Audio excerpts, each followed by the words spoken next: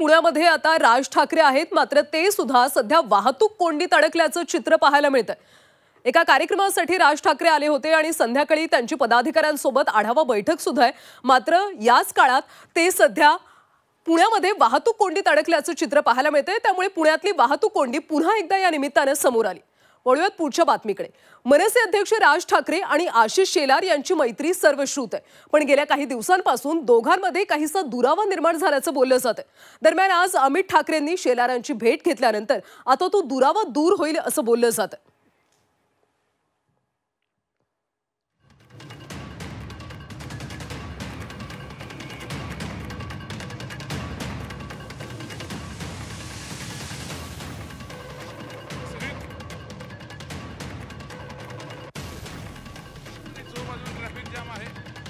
तर पुण्यातली ही एक्सक्लुसिव्ह दृश्य सध्या आपण पाहतोय। राज ठाकरे पुण्यामध्ये वाहतूक कोंडीत अडकल्याचं पाहायला मिळतं। किती त्रास आहे त्याचा खऱ्या अर्थाने कुठेतरी मला वाटतं राज ठाकरेंना आता ही त्यांनाही त्याचा फटका बसलाय। इथंच असं इथं आपल्याला नमूद करावं लागेल। आपण बघू शकतो तो बाजूने आताच त्यांच्या कार्यकर्त्याचा कार्यक्रम संपून ते इकडे पुढे जात असतानाच त्यांचा ताफा इकडे पूर्णपणे अडकून बसलेला आहे। कुठेही टचसेमस होत नाही। गेली 5-10 मिनिटं झाले अशीच अवस्था आहे ट्रॅफिकची। आता इथून त्यांना तिकडं फुलेवाड्यात जायचं आहे, पण ट्रॅफिकच हालत नाही। सीझन आहे गणपतीचा, गल्ल्या अरुंद आहेत, सगळा पेठांचा भाग आहे, पार्किंगच्या समस्या आहेत। लोक रस्त्यावर पार्क करतात, बाजारहाटासाठी लोक इकडे ह्या भागात येतात, म्हणून ही ट्रॅफिक जाम आहे। आणि त्याच ट्रॅफिकचा ह्या वाहतूक कोंडीचा फटका स्वतः राजसाहेबांना बसलेलं आपल्याला इथं बघायला मिळतंय। व्हिडिओ जर्नलिस्ट विकी कांबळेसह चंद्रकांत फुंदे, झी मीडिया, पुणे। तर राज ठाकरे पुण्यामध्ये वाहतूक कोंडीत सध्या अडकलेले आहेत।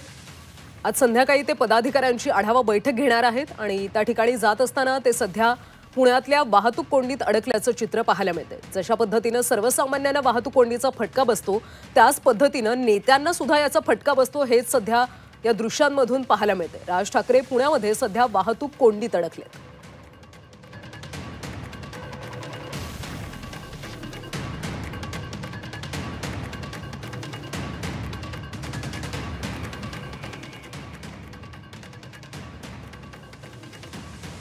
पुण्यातली एक्सक्लुसिव्ह दृश्य सध्या तुम्ही झी 24 तासवर पाहताय। राज ठाकरे पुण्यामधल्या वाहतूक कोंडीत सध्या अडकलेत।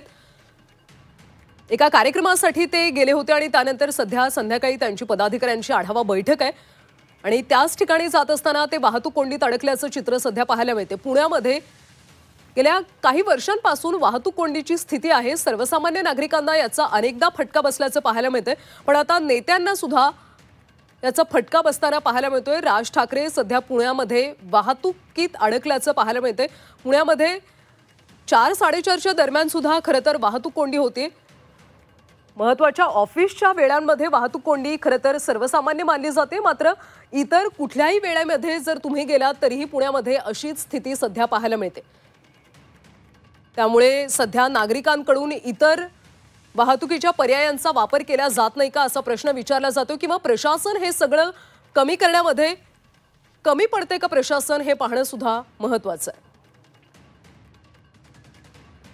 तर आपण याबद्दलची अधिकची माहिती घेऊयात आमचे प्रतिनिधी चंद्रकांत फुंदे यांच्याकडून। चंद्रकांत, राज ठाकरे वाहतूक कोंडीत अडकल्याचं सध्या पाहायला मिळते। किती वेळापासून ते वाहतूक कोंडीत अडकलेत आणि नेमके सध्या कुठे आहेत?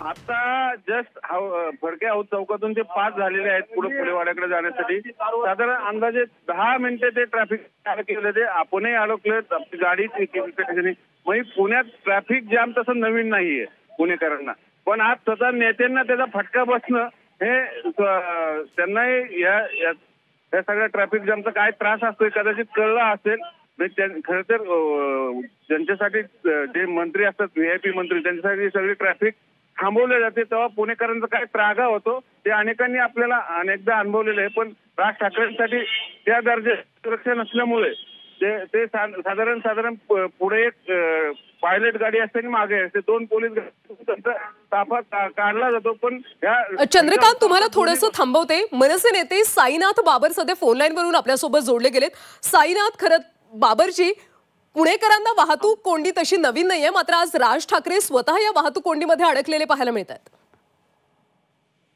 पुणे शहरामध्ये सध्या पाहिलं तर प्रत्येक चौकामध्ये ट्रॅफिकची कोंडी झालेली आहे, वाहतुकीची कोंडी झालेली आहे।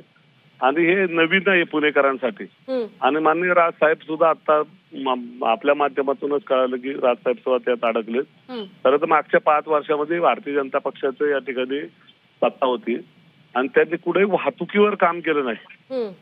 ट्रॅफिकचा प्रश्न सोडवण्यासाठी ज्या पद्धतीने प्रत्येक चौकामध्ये मोठमोठ्या चौकांमध्ये फ्लायओव्हर होणं गरजेचं होतं, पुण्याला पर्यायी रस्ते हवे होते, रिंग रोड आत्ताशी कुठं काम सुरू होतंय, अशा एक ना अनेक अडचणी पुणे शहरामध्ये. त्यामुळे पुणे शहरामध्ये सध्याची परिस्थिती खूप वाहतुकीची खूप बिकट आहे.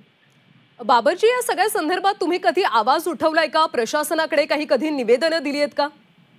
वारंवार पुणे महानगरपालिकेमध्ये आम्ही आवाज उठवत असतो. ट्रॅफिक पोलीस संचे जे डीसीपी आहेत त्याचबरोबर सीपी आहेत त्यांना सुद्धा आम्ही महाराष्ट्र नवनिर्माण सेना म्हणून बऱ्याच वेळा निवेदनं दिलेत, आंदोलन केलेत. पण पर्याय नसल्यामुळे ते लोक पण हातबल आहेत. शेवटी सत्तारांना कुठंतरी वरच्यावर जे दिसणारी कामं आहेत, जी शोभेची कामं आहेत तेवढीच फक्त त्यांना वाटतात केली पाहिजे. पण पुणेकरांच्या मूळ प्रश्नावर कोणी काम करायला तयार नाही. बाबरजी, म्हणजे प्रशासन काही हालचाली करत नाही असं म्हणायचं का तुम्हाला? नाही, प्रशासन तर काहीच करत नाहीये. पण त्याचबरोबर सत्तारांनी ज्या पद्धतीने लक्ष दिलं पाहिजे तर ते सुद्धा कुठेही दिलं जात नाही. त्यामुळे आजचे ट्रॅफिकचा प्रश्न आहे. नक्कीच बाबरजी, धन्यवाद तुम्ही दिलेल्या सविस्तर प्रतिक्रियेसाठी. तर पुण्यातली ही एक्सक्लुझिव्ह दृश्य आपण पाहतोय. वाहतूक कोंडीमध्ये राज ठाकरे अडकल्याचं पाहायला मिळालं. त्यामुळे आता तरी पुणे प्रशासनाकडून वाहतूक कोंडीबाबत काही उपाययोजना केल्या जात आहेत का याकडे लक्ष असणार आहे.